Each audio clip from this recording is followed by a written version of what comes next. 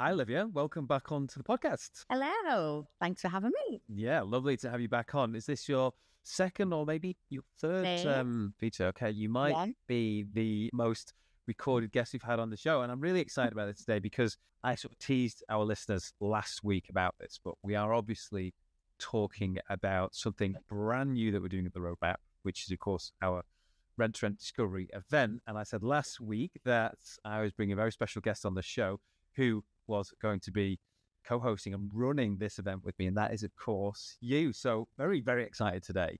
Liv, our listeners know you very well by now, but what I thought we could do today, for any of our community members who are thinking about rent-to-rent, you are perhaps, certainly in my opinion, the best example of how to start, scale, and continue to grow a very profitable rent-to-rent business.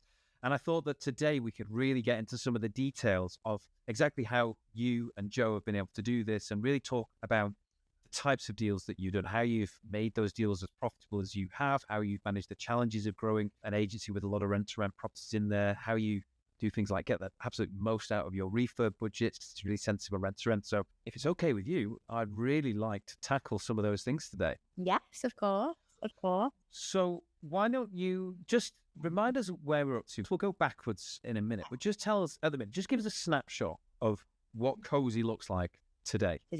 Oh, crazy. It's been the busiest start to the year for us.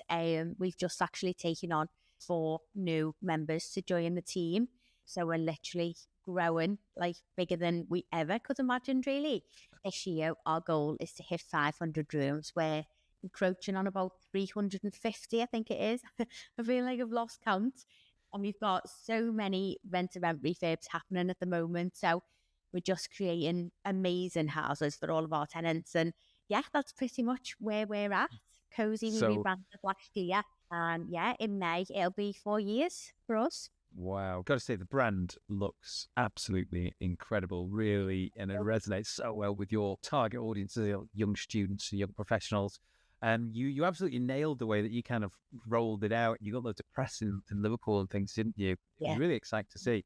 So approaching 500 rooms, and I think for the benefit of our listeners, a lot of those rooms, we're about 350 now, a lot of those rooms are actually in the pipeline, aren't they? Coming already, sort of planned to come to fruition later in the year because of the way that the academic cycle tends to work. So actually, and that was what prompted actually going on another recruitment drive, wasn't it? Because you could see, we're going to need more people to manage all these properties and tenants. Absolutely, yeah. Wow. Okay. So, I mean, this is turning out into a pretty big outfit. I mean, managing 500 rooms, just managing 350 rooms, is quite a lot to think about. So, and these team members that you've recruited recently, these are just so that our listeners, our community really understand, but these are portfolio managers. These are permanent members of staff in your office in Liverpool to quite literally look after your properties and your tenants, right? Yes, they are, yeah.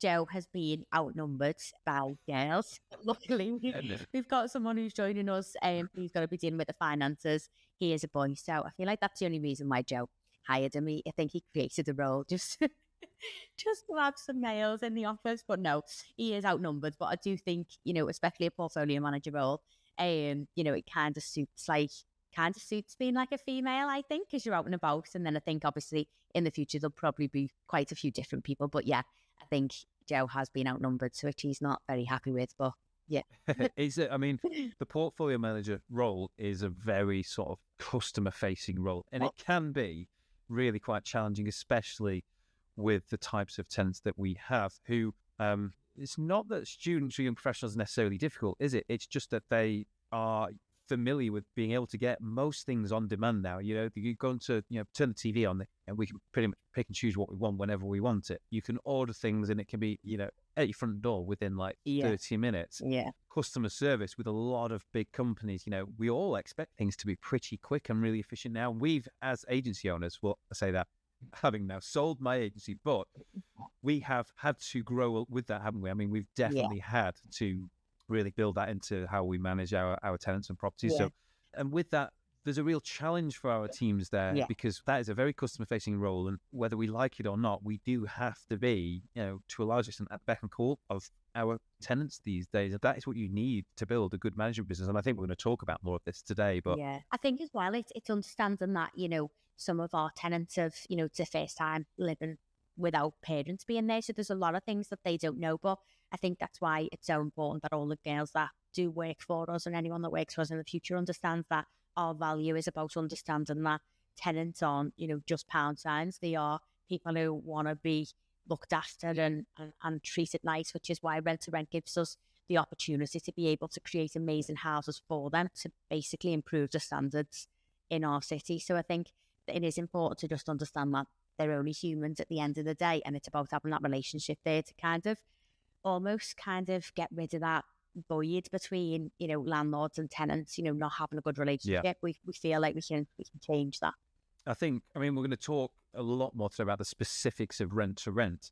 But one of the reasons, aside from the financial benefits of doing rent-to-rent over standard management, one of the reasons I really liked it was because you do have that full control, that end-to-end control. And in fact, you remove that landlord who, when you're acting as an agent, you're typically the middleman between the tenant and the landlord. And it does get difficult. There is friction.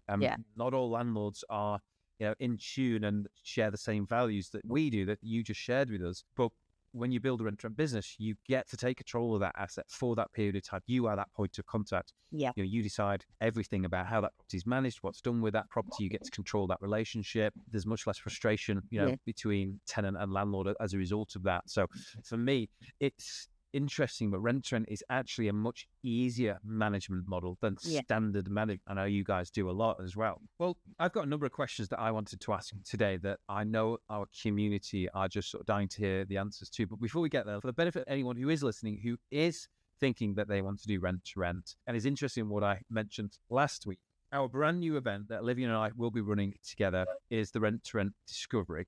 And our first event is on April the 6th in Manchester, isn't that's right, Liv? So you can head to the hmoroadmap.co.uk to find out more about this event and what's going to be included. But it will be in me and Olivia sharing our experiences of building our own rent-to-rent and management businesses, how we've done it, how to construct good deals, how to determine the right locations, how to manage tenants. And we're going to get really practical with it, aren't we, Liv? We're actually going to be looking at some of your recent and even current deals and how you've made the numbers work. We're actually going to show you guys how to do this and how to build a business like we have done. So if you want to find out more, just head to the hmoroadmap.co.uk, find the events navigation tab on our website. Under there, you'll find the Rent-to-Rent Discovery Day.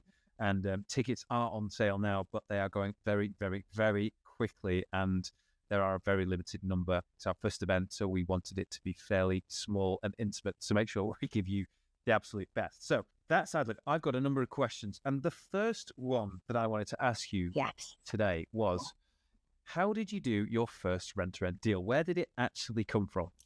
How did you make it happen? So it was lockdown and we had been furloughed at the time and we hadn't received any of our laptops. So we were just pretty much doing what everyone else was doing, living it up in the sun, in the back garden, isolated from everyone, drinking Prosecco.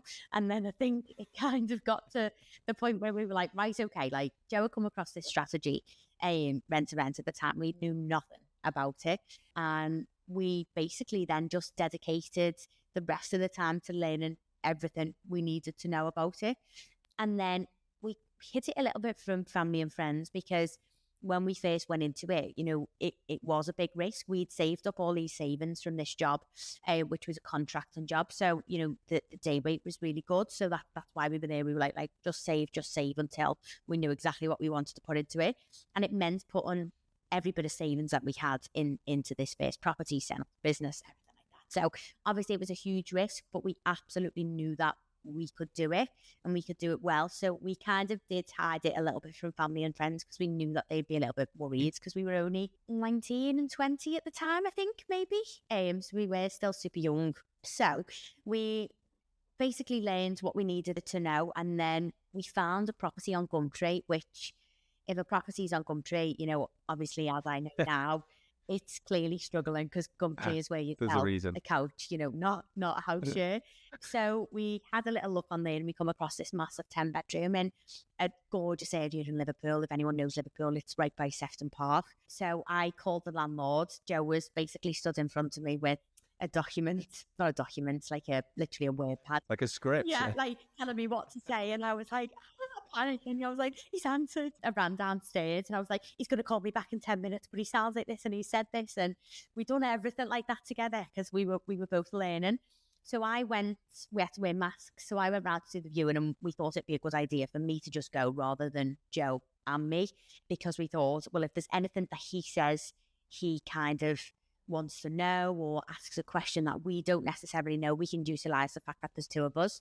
And I can say, I'll go back and speak to Joe. So we went round, we viewed it.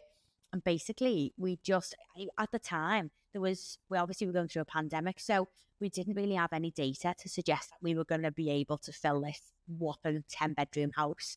We had no renovation skills at all. Obviously, I was an estate agent before I met Joe. I was kind of doing sales, didn't really know much about any lettings. And we just thought, you know what, let's just go for it. Initially we signed a 5-year deal with a 3-month break clause, something we've never ever done again, but it was kind of to get our first deal over the line. It's what we did. And yeah, I think it involved late nights, staying there till like 12 p.m. in the night, renovating it. We done pretty much everything ourselves with the help of a few family and friends and a handyman we found online. We basically just jumped right into it and just done as much as we could ourselves, but we learned so many lessons from it because we've done a lot more than maybe we should have done. We went over budget massively, but I feel like I'm so happy we did and had all that experience because we've learned a lot from it. But nevertheless, we renovated it and filled every single 10-bedroom for exactly what we wanted in about 3 weeks. Wow. I mean, that is an incredible story. I love stories like this because, as well as being incredibly inspiring, I think it's just very real. I remember my first rent-to-rent deal, actually, and we sent a letter drop, and off the first letter drop, I've talked about this on the show before, we got a lead from it, and actually that lead turned into a deal that we did for 5 years that was then extended as well. A fantastic deal in Leicester, let it out to students for 5 years, big 6-bed property. And we guaranteed, I think, £750 to the landlord. And at that time, I was so afraid of getting the numbers wrong and over-engineering the deal in the landlord's favour. We really just plucked a number out of the air. And 750 was sort of in line with what a normal house might have gone for. But this was a 6-bed student house. Yeah. And so, I couldn't believe it, but the landlord agreed to it. And we ended up with what actually was one of the best deals we ever did because the margin in it was so good. I mean, I think when that deal ended, we were letting those rooms at like £125 a week for 6 rooms. So, and you know, I think it just taught me just getting started. It's the scariest bit, isn't it? It is. You just don't know what might be possible. No. And just getting that experience and over that first hurdle, and similar to you, I didn't have anybody telling me how to do it. I had no experience. I just read about it, learned a little bit about it. I didn't have anyone sort of actually showing me or like helping me do it. Stacking it was all completely new. Yeah. But it was also really, really exciting. And even though it didn't quite go to plan, it's a bit like yours, we spent a bit more than we thought. Yeah. We sort of winged it a little bit. It did work, and it just opened the doors. It just showed us what was possible. Yeah, and totally. The great thing about rent-to-rent is it is such a simple model. It's a really simple arbitrage model. You rent something, you take something at X, you do something to it, and then you rent it back out at Y. Yeah. And if you just get the bits around the edges and in the middle right, it's actually very, very easy to rinse and repeat. So yeah. I agree. I love that story. How did you get your last deal then? Like your most recent deal? So most recent deal came from marketing, which was something we didn't do at the start. It was purely word of mouth. It was like the builder of this house and told us about this house and the owner of this house sold to this person. But obviously that doesn't work forever. So we kind of started the marketing when we first started, and then we got so busy just doing the renovations that kind of took a bit of a nosedive, and we'd started again and stopped it again. And I think obviously managing finances and everything, because obviously me and Joe got sacked on the same day. So we were like, oh, right, so this really does need to work. So we were like, okay, so the marketing, maybe let's stop that. When you look now, I would never tell anyone to stop the marketing because marketing's one of those things that kind of works in the background. And that's one of the key parts now where our rent-to-rent deals come from. So one of our latest comes from direct to vendor, but a lot of come from social media as well. Yeah, I think it's all about building trust as well with rent-to-rent because, as we know, it hasn't got the best name or reputation. But I feel like that's because a lot of people don't do it the same way that we do it. So I think by kind of showing that on our, direct to vendor letter to the landlords and also on social media, it shows that, we're doing exactly kind of what we say that we are doing. Absolutely. So you highlight some really good examples of how to actually find deals. You went straight to Gumtree and you found something on there, but you do direct to vendor, word of mouth, social media, there's 4 there. There's lots of different ways to actually find deals, aren't there? And it's really interesting to hear how your method of sort of lead generation has evolved over time and over years. Couldn't agree more that having a direct to vendor campaign just running in the background, it's almost a staple. The way that I used to look at it was we would spend about £6,000 a year marketing to a particular city. We were often marketing several cities at once, but if we spent £6,000 a year, that would be about £500 a month in direct vendor marketing costs. If we just did one deal in that year, exactly, and that deal was a 5-year deal, it's more like than paid for. We've got a multiple times return just on one deal. What are the chances that we'll get at least one deal? Probably quite high if we do it the right way. In the end, as you and I know, if you do it right, actually that can very well be multiple deals. That's it. Because one landlord, one of our landlords at the moment, he's got 7 houses all next to each other, and we're about to offer on all 7. So just one landlord could turn into 7 houses. So that is absolutely how it often works. And landlords will often, we found, they'll test you with one property, probably the one that they struggle with the most. If you can do a good job with that, you build that trust and rapport, and they can see that it actually does work and function the way that you said, where you sort of just handle everything. Then they'll bring you more properties. And actually, if you're doing rent-to-rent in an area with a high concentration of HMOs, while there are sort of definitely pros and cons to that, one of the great things is if you send a letter to a landlord, like you said, he or she may well own many properties. That one letter could actually represent 10, 20, 30, 40 different opportunities. And that was how I did some of the very best deals that we ever did. We got some 4 beds, 5 beds, some 6 beds, and then we got 18 beds, 24 beds, and from landlords as like further down the line, they decided actually, okay, we're going to give you these properties as well. So I think it's just really good to highlight that actually there are a number of ways to market for rent-to-rent deals. It's not necessarily right to do it all at once. And actually, I think one of the big problems in the way that rent-to-rent is being taught is that students are being encouraged to go and call agents and hound agents for deals. And actually, while that can work, it can be exceptionally difficult.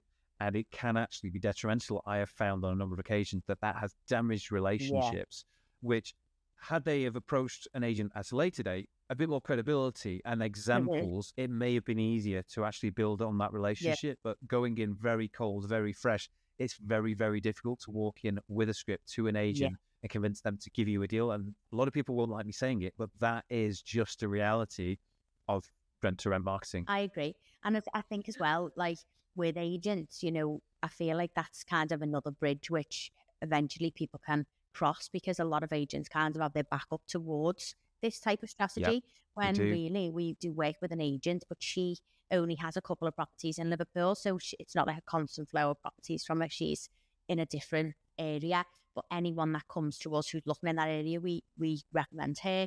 And one of our, I think it might have been our 3rd deal. We've still got the property today. We've renegotiated the deal last year, a brand new kitchen and bathroom in it. But we've got a really good relationship with her, because from the off, she kind of understood that, okay, well, I can't fill this house. I'm struggling. The landlords may, be happy with this the agreed amount. She gets her management fee because we liaise with her and she goes to the landlord.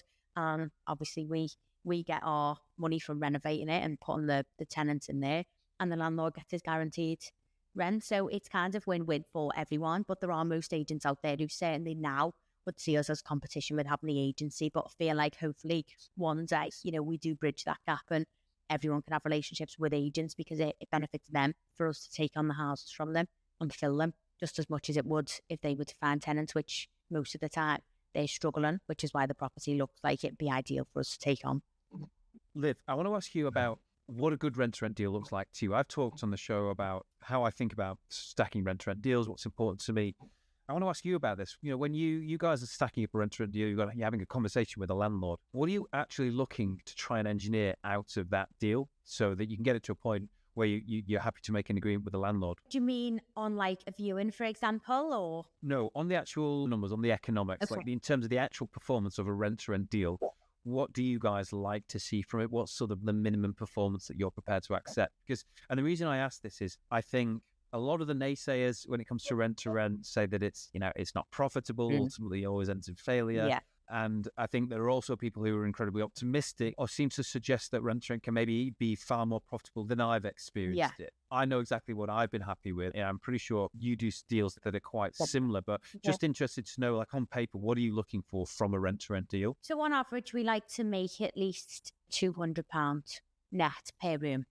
So after all of your costs, everything you pay your landlord, bills, maintenance, £200 net per room per calendar month. Yeah, I think that's a good aim because it gives you kind of the flexibility then to allow if there are any rooms that are empty. So I think that's what we average. That's what we aim for. However, there are some deals where that might fall just underneath that. We wouldn't say no to a really, really good deal where it might be for 7 years and we could make X amount, we can make a massive difference. Then, if that fell just under the 200, then we'd certainly consider that. But yeah, on average, we like to aim for £200 net per room. So one deal, 5-bed, £200, net cash flow per month per room. It's £1,000 per month after all costs. And I assume you are building in a contingency for, any voids or occupancy. I mean, with student stuff, it's going to be 51 weeks of the year or something like that. With professionals, it might be 94, 96% occupancy. So you're building that in, and your expectation with all of those assumptions is £200 net per room per calendar month. Per month per room. I think that's a really great figure to be aiming for, and that was pretty much like my sort of target on the rent-to-rent.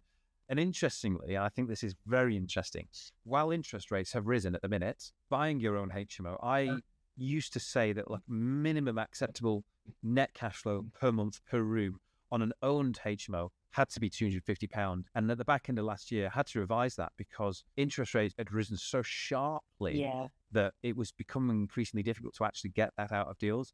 And I'm not in any ways trying to say that rent-to-rent, is better or worse than actually buying and owning assets, but I'm trying to sort of highlight how good the cash flow can be on a rent-to-rent business. And the major sort of benefit, if you are in a position where you have limited capital, then rent-to-rent just makes so much more sense because you are going to need the best part of 100 grand to buy and refurbish a HMO that you want to own and acquire. Whereas with the rent-to-rent, and actually this is another question I want to come on to, the budget, the capital that you need is obviously much different, but you can still make almost as much at the back end. Do you own the asset? No. Is it a different type of wealth creation? Yes, absolutely. You can't really compare it in that sense. But I mean, one deal, 5-bed, £1,000 a calendar month. 2 deals, that could be £2,000 a month. 5 deals, 5,000. And actually 5 properties in the grand scheme of things is really not for anybody who commits to this. I mean, it's really not rocket science, this. No. It's a very flexible strategy. I mean, you guys have done what? Sort of 350 rooms in 4 years. I know that they're not all rent-to-rent. You were sort of heading towards 500. I mean, so just shows the scope of this model. I mean, it's really quite substantial. Well, that brings me on quite nicely then to my next question, which is about rent-to-rent refurbs. Yes. I've worked with a lot of people and spoken to a lot of people who have been doing rent-to-rent projects in the past, and some of them have really struggled on the numbers back end. And a big part of this, I think, has been because they've got the refurb costs wrong. And actually, surprisingly, sometimes I don't think they've invested enough in the refurb. For me, that's where you create a lot of the value. But can you tell us a little bit more about what you like to do on a typical refurb and what sort of budget is fairly typical for you? So I think most of the time we say a budget probably based on like a 6-bedroom, which is pretty common, probably looking around 10 to 15,000. But that being said, when we first started especially, you can make a massive difference just cosmetically. And I feel like that's sometimes where people go wrong and don't really understand the model. There's so many moving parts. Like every single deal we have doesn't look the same. We might have deals that we've put a brand new kitchen and brand new bathrooms in. We've basically spent about £15,000, but we knew that, done up to this standard, the landlord was really struggling. All he wanted was X amount. But if we really heavily invest in this property, we can get X. and we can get it for 7 years. We can afford then to spend a little bit more. Some deals, the landlord might only be happy and only be comfortable, with a 4 or 5 year deal. And in that case, we might only be able to do the kitchen. So I think it's super deal dependent, but I think with rent to rent, you can get really creative and make a massive difference with things which don't cost an absolute fortune. As an example, we've got a house which is nearly done. We've been super creative with all the colours of the paintwork in the bedrooms because they're where you can really save costs. Being quite savvy with furniture, it was only last property I actually opted for doorless wardrobes because what we'd found is pulling up the whole bathroom, we realised that the floorboards were totally rotted. So we had to spend a lot more money on the bathroom than we expected. And the difference in costs, you wouldn't believe, was like £1,000. And we just didn't have that budget to do the bathroom, to do the bedroom furniture. So in that case, then I was like, right, okay, I've seen it done in other houses. Whenever I've done the viewings, because I've done all the viewings for probably the past 4 years, a lot of people have walked into rooms where the wardrobes have got no doors. And it sounds dead silly, but they've been like, I love it. It's like an open plan kind of like walk-in wardrobe vibe. And I thought, that's crazy. I would never have done that. But we actually done that in our last house and it worked. And we're now doing it in this one because that's where we can save costs, which isn't going to affect the tenants' like kind of well-being and how they live. It's not going to affect the rent, but actually it's going to mean that we can put a bit more money into, maybe doing something a bit more creative in the living room. And in this house especially, we looked at the kitchen, like the carcasses and everything, and they were okay. So we've actually sprayed this kitchen as opposed to putting a brand new one in. And I think it's always important to understand that you don't need it. It's not like one rule for all. You don't go in and rip out kitchens if you don't need to. Same with the bathrooms. But in some cases, you can't go in and leave a really dated kitchen and expect high rents. So I feel like that's where it really comes down to knowing exactly what your refurbs are going to cost, understanding exactly what the house needs, so that those numbers that you've put in on the spreadsheet are going to be the exact numbers that you get out. Because if not, that's when it's going to be like, oh, what have I done? And that's when it's going to get tough.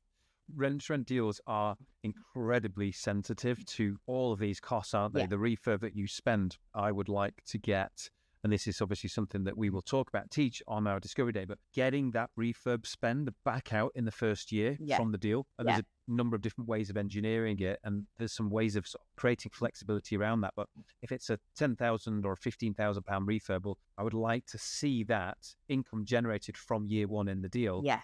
Therefore, it massively reduces the risk. And then for years 2 to 7 or whatever it might be, are all sort of in profit. And sometimes you've got to be quite creative with your landlord. Sometimes that means the year one rent that you pay them is a little bit lower, just while you recoup. I know you guys do this, but it is, as you said, really, really important to make sure that everything that you spend money on, you get the absolute maximum bang for your buck, because it is that sensitive. If you overspend on a refurb by £5,000, if actually, it could take you a long, long time to actually recover that sort of money. It might mean that it delays you doing the next deal. So I think one of the things, for anyone listening, that you've really got to be careful of is making sure that you get that budget. You really understand how to spend your money effectively on a refurb for a rent-to-rent project, and how to actually make sure that you stick to your budget. But like you said, if you do it the right way, you're very clever and creative about where you spend your money, you can significantly force that rental value up. And I feel like that's what you guys and what we were very good at, actually engineering that margin, that simple arbitrage model I mentioned. It's that bit in the middle. That is actually, and I think this is where you create the best deals, by the way. I think if you can force that value up through your refurbishment, you're very clever and creative. And sometimes that does mean spending more than £4,000 or £5,000. It doesn't mean that the deal's any less profitable, though. In fact, it's probably going to be more profitable long term. But actually, if you can do that, really force the value up, you can probably get your landlord's rent as high as possible. For that. They're happier. You're happier because you've got a better property with better rental confidence and better numbers. That, for me, is how to do a really good rent-to-rent deal. I think what I've seen is people spending too little on refurbs, not being able to increase the rents enough, finding their achievable rent is just too close to what they've agreed to pay their landlord over the time, the deal, there's maintenance and there's all sorts of costs, and actually the deals are just not profitable enough. But the refurb budget, that's where you engineer all the value. That's where you've really got to force that rental value up. Yeah. And I think as well, you can get quite emotional with deals. We had so many opportunities where landlords were literally trying to give us their property, but they wanted a lot more than what we could give them. And that wouldn't allow us then to create the houses that we want for the tenants as well. So I think it's always not just about what you can profit from the rooms. It's also about being able to give the tenant somewhere better to live. And by taking on a property where you've got, a really, really tight refurb budget, you're not going to be able to do that. Yeah. If you just one deal, can really scupper your business as a rent-to-rent operator. If you do one bad deal where you're only making 100 or 200 quid a month, or maybe some months you're not making money on it, that's really going to be very, very damaging. It's very messy to try and get out of agreements. You've got to be really careful not to do it. So I think that's a really good piece of advice that you've shared. You've got to make sure that any deal that you do is absolutely the right deal. Yeah. And sometimes that means, and in fact, more often than not, I think that we probably said no to sort of 4 out of maybe every 5 deals that we got offered, maybe actually more than that. Yeah. And that is tough, like you say, especially in the early stages where you really want to do the deals, but you've just got to know what a good deal actually looks like, what you're going to need to spend, and have belief and have faith that you can actually build those sorts of deals. Yeah. Joe always says some of the best deals are the ones you don't take, and we've always kind of ran by that. Absolutely. I do something that we used to say as well is, if you want to get a good deal, you've got to be prepared to walk away as well. Yeah. Sometimes you've got to be able to sort of stand with a landlord and just say, look, I appreciate this is what you need. Unfortunately, we just cannot get to that level. There's nothing that I can do to get to that level. So I'm going to have to say no. And I did that many times, and actually would find that later on those deals came back because the landlord realized that actually they were still having the same problems, and we were probably offering them a very fair deal in all reality. Yeah. Came back. Yeah, we put our cards on the table. We were able to stick to that, and then we were able to do a great deal. It happened a year or two further down the line. But as you grow, you still start to realize that actually that's a great way of adding to your pipeline anyway. Yeah. You meet landlords. Unfortunately, you don't get the deal done, but there's a good chance it'll come back to you in the future. Yeah, totally. I've got another question, Liv, about challenges there, because it's all well and good as sort of talking about how great rent-to-rent deals can be and sort of margins that you can make and the sort of growth that you can achieve. But as you and I know full well, from managing lots of tenants and lots of properties, there are lots of challenges. And I think it's important, especially as we're going to be running this Discovery Day, to be really clear about this with people. You've got to be prepared. And I think if you're not, it's going to be a really, really awful surprise. So can you talk to us about some of the challenges that you faced and you guys have had to overcome, maybe with some of the deals that you've been doing, some of the, the responsibilities that you have in managing properties and landlords and tenants? Yeah. I think challenges for us, we've always learned by kind of every challenge. And I think the fact that me and Joe have done pretty much every aspect of the business together has helped us help team members. But I think the bigger you get, the harder it is sometimes to be able to provide that service to your landlords and tenants. It's super hard when you've got so many different tenants, kind of different demographics. Every single day today is totally different. And I think it's one of the challenges is sometimes hard, that I find hard, is almost I'm struggling to try and word what I would say is a challenge, because I can't really think of anything that. Did you find negotiating with landlords challenging in the early stages? What I'd probably say an early challenge would be is when we first, our very first house. And then from that, when we were having conversations with landlords on the phone, I think them trying to understand well, how old are you? How long have you been going? How many deals have you done like this? Where do you know how to do this strategy? Because a lot of landlords don't really understand it. And I think that was probably a challenge, trying to help them understand that we know what we're talking about without having the proof of other houses. I think it is a concern that a lot of people coming in and hoping to start a rent-to-rent business share as well. That, how am I going to be able to convince a landlord that I am the right person to take care of their property if I haven't got any experience? How did you guys deal with that? Were you just super upfront and honest with them about it? Yeah, so we were quite lucky, really. The landlord of our first property, he was super, super chilled at the fact that we were totally brand new. He actually quite liked the idea of what we said that we were going to be doing, and he constantly checked in on us to make sure exactly what we were doing was right and it was looking good. And I think once he'd started seeing the refurbishment come together, and he knew that we were genuine people who really wanted a good go at this, he was quite laid back then in the end, and he eventually asked us if we'd manage his second property. So he's actually one of our managed landlords now as well. We've got 4 of his houses, and he's been our very first landlord from day one. We've got such a good relationship with him. He sings our praises. You know, he's such a great guy, and I think he gave us the opportunity. But I think that is tough when you're starting. You are a newbie to the industry. You've got nothing to show that you've done anything similar before. But I think it's just about how confident you are and how knowledgeable you are, and almost being so transparent and trustworthy will give them confidence that you're going to do what you say you're going to do. I think landlords are pretty savvy people. And I think that example that you just shared there should be quite comforting for a lot of our listeners who might have that same anxiety, because we all start, without the experience. We've all got to have those conversations. It's nerve-wracking for us all. Some landlords might say no. Some landlords might say yes. Eventually someone will say yes. And I think absolutely, the policy of just openness and transparency and honesty always trumps absolutely everything. But I think that can absolutely be underpinned by a really solid base of knowledge and information, and being able to convey that and give your landlord that degree of confidence as well, so that they are comfortable in what you can do. And also then strengthened by the paperwork that you guys ultimately agree on. Having the right paperwork, the right contracts in place is really, really important. Again, it's not actually rocket science. I know for a lot of people listening, it sounds daunting, but actually if you commit, you do get your skills and your knowledge up, and you do get out there and generate leads and start having conversations. Probably find that it just isn't actually as scary as you think it is, which I think is the case for most things in life, right? Yeah, that's it. And you know what? One thing I'd always say to people is you should never lie about kind of how many houses that you've got, because I done that once on a phone call, and someone said, "So how many houses have you got?" And I went, 17. And I put the phone down, and Joe was like, "Why did you do that?" I was like, "Because he's not going to trust us if I say no." And then from that, I thought I'll never, ever do that again, because it was a weird thing.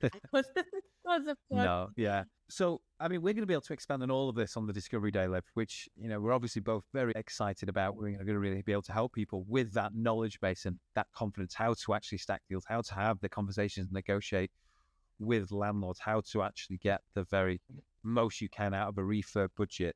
But before we wrap up today, for anyone thinking about rent-to-rent, I did an episode last week and I shared some of my ideas, the key things that I think people need to think about if they're going to embark on a rent-to-rent business. But what advice, maybe 3 pieces of advice that you would share with anyone thinking about building a rent-to-rent business today, maybe listening to this podcast, where would you suggest perhaps they begin to focus their efforts? So straight away, I would say know your area. You need to know the area that you want to target. We targeted one area when we first started.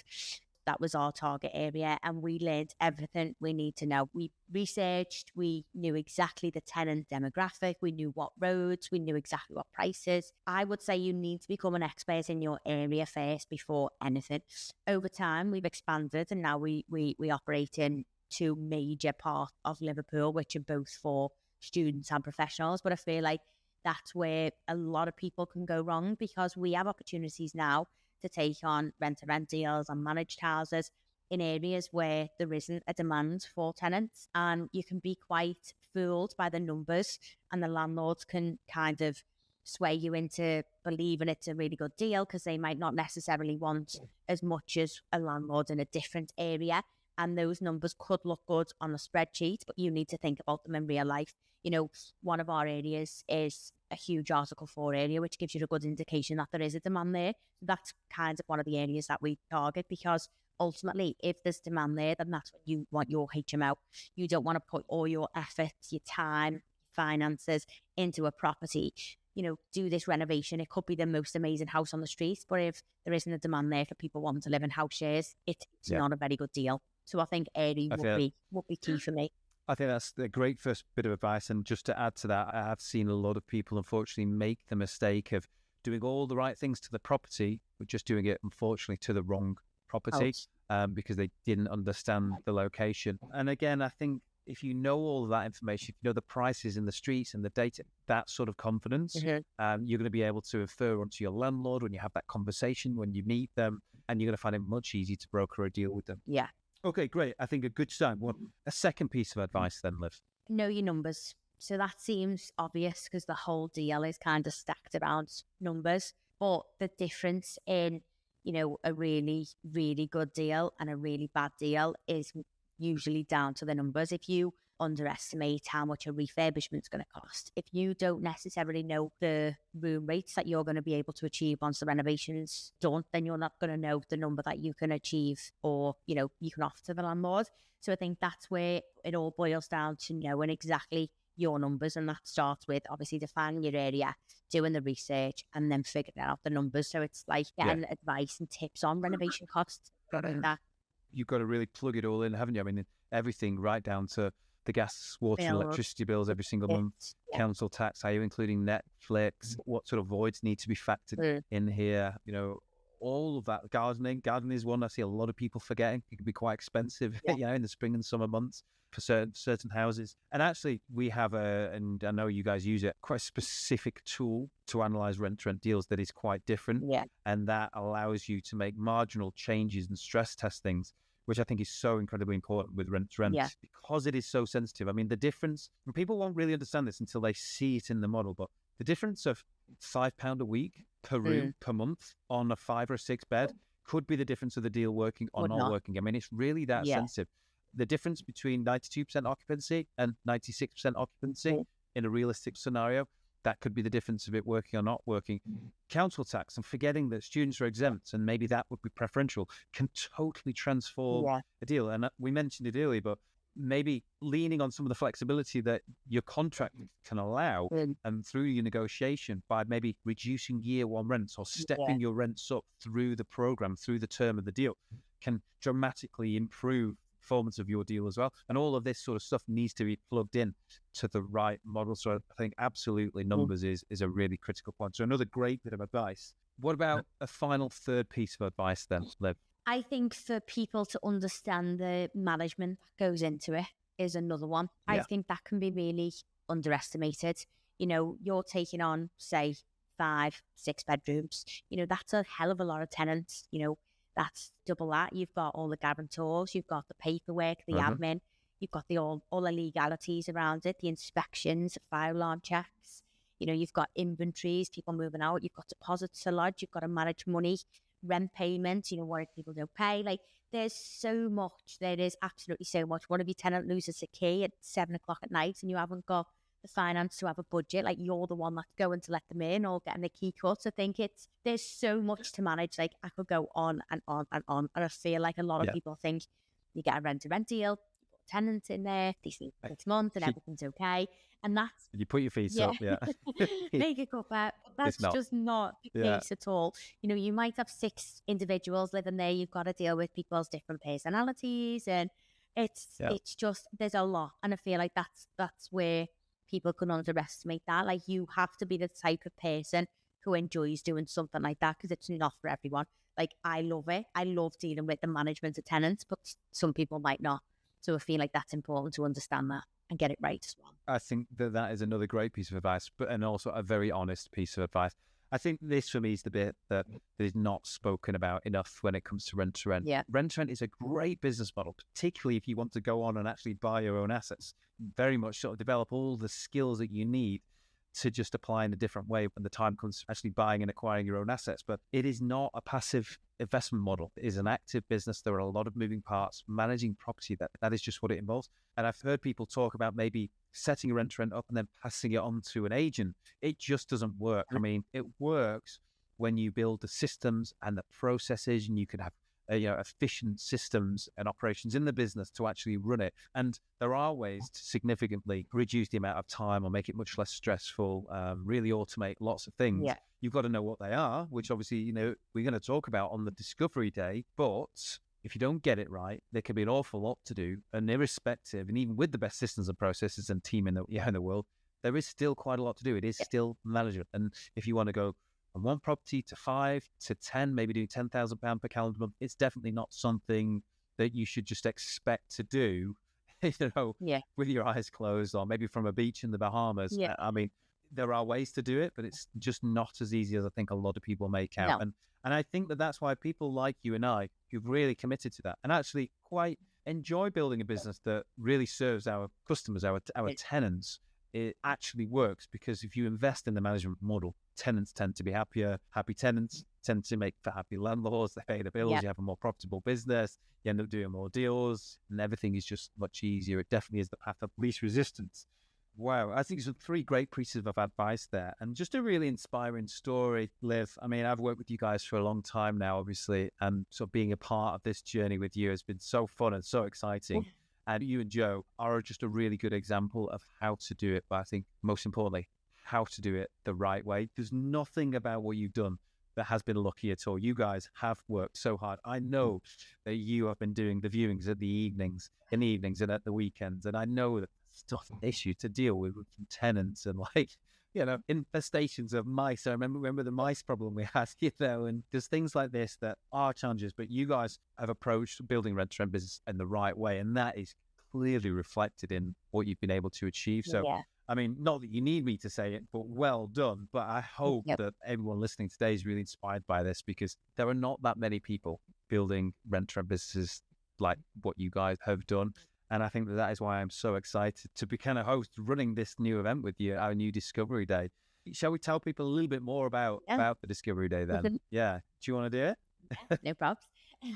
So it's pretty much a full day, just getting to know the basics on rent-to-rent. We're going to give a real life insight into all of our deals, our story, and also how we do it differently. Like, we genuinely believe, don't we, Andy, that there's a lot of people out there who will kind of teach for their own benefit, as opposed to teaching to benefit other cities and other tenants and other landlords. I genuinely feel like if anything comes from the event, it's that we can help people really transform homes in their own cities and give better homes to tenants and landlords. But I think it's just a full day of understanding pretty much everything that we know, and we'd like to be able to help people get started and start their rent-to-rent journey, whatever their kind of end goal or position that they might be in.